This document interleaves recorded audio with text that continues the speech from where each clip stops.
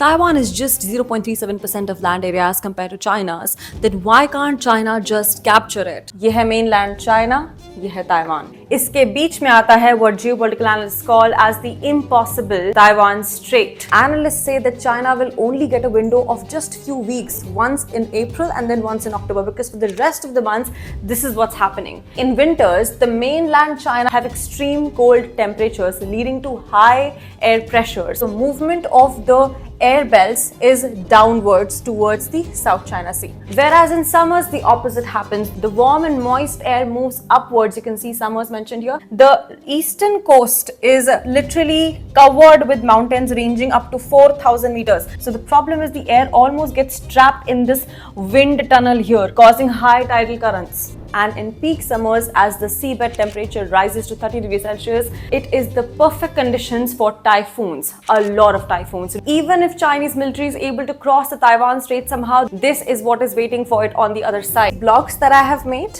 ये जो आपको दिख रहे हैं, these are the only potential invasion areas that China will get. But you know what it has to do to get to these points? The amphibious attack. Have you ever heard of this term? Look at this.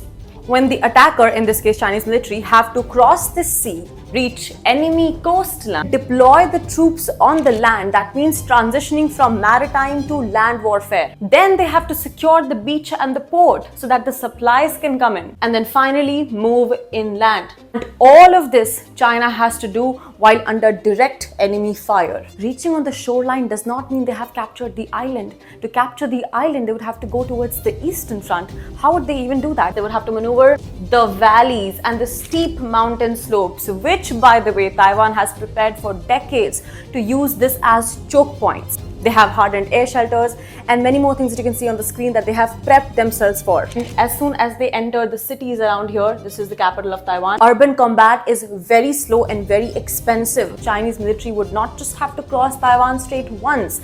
They would have to do it again and again. This would convert itself into a prolonged warfare just like Ukraine. The Chinese military here would require constant supplies, ammunitions, food, medical services and whatnot for maybe weeks or maybe months. Now, whatever happens here on, we'll all keep a track on. Follow the theorists for more such updates.